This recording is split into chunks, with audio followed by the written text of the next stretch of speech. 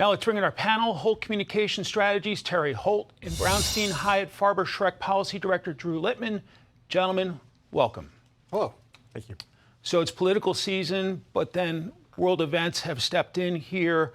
Your response to the news of the day: 3 Americans killed in a drone attack. A tragic loss for the country, a situation that we knew would probably happen with our forces so on the knife edge in the Middle East.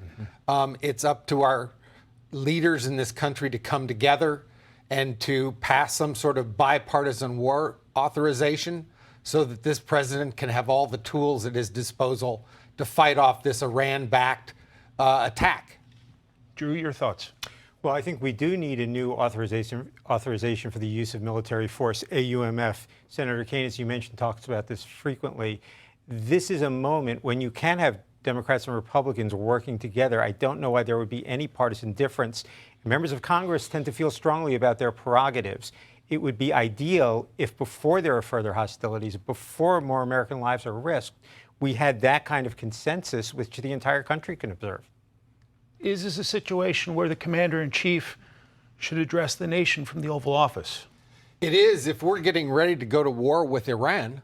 If they're going to present a policy proposal for attacking the Iranian-backed rebels in their places of interest, then maybe not. But if the president is going to attack the mainland of Iran, I would think he wanted to talk to the nation, and he would want to rally Republican support around that kind of a decision.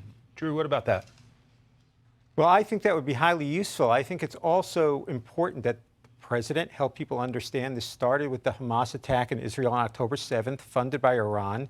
This is the latest stage. This was an attack not on soldiers in the battlefield. It was an attack on living quarters on a base.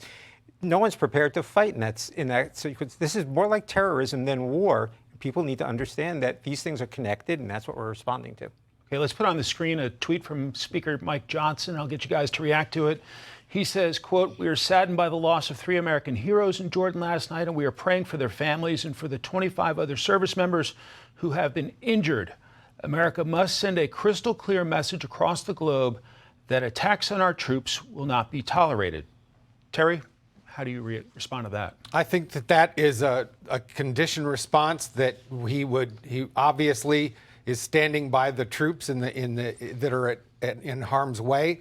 And he's also signaling that it's time to widen the conversation about what needs to be done in this war. That it's not just whack-a-mole with a few Houthis here and a few Iran-backed militias there, that we have a broader problem on our hands, and that the president needs to use all of his authority and all of his powers, including under the War Powers Act, to go ahead and fight this battle as rigorously as he net. I think that Speaker Johnson is giving President Biden a green light to go as far as he needs to go.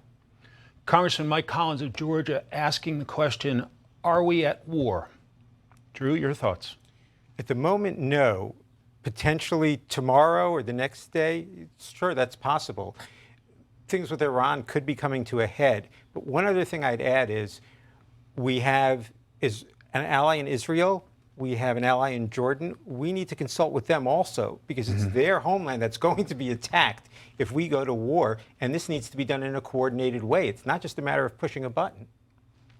Would you expect that we see the Secretary of State flying out to the region once again? Well, he's been there plenty. It's time to go back. And it's time to, as we've talked about here today, to rally the troops and figure out how we're going to meet this threat, because it's not going to go away. 159 attacks. There's no reason why there won't be 159 more attacks.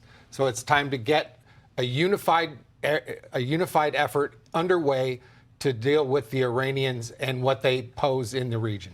What about Tony Blinken's role?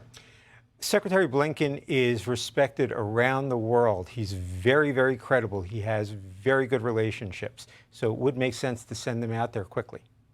Okay. It is also political season, obviously. And so this will be an opportunity, I suppose, to be a contrast between President Trump, former President Trump, and President Biden. What about that? What about election year politics? Well, election year politics are not very far from anyone's mind. I think we all wonder whether or not foreign policy issues are going to play a role in this election, like abortion or immigration will. But I think the President Trump has always sort of relied on his own personal relationships around the world to use his influence to get people to do what he wants. But this is a complex situation, and I think for now, Republicans and Democrats should hold their fire until we see what the Biden administration is going to come up with in terms of a response to this attack today. Drew, what about political season? I think this may be an area where congressional Republicans separate themselves from the former president, because his rhetoric is going to be explosive. He's going to say fictional things about how this wouldn't have happened if he was president.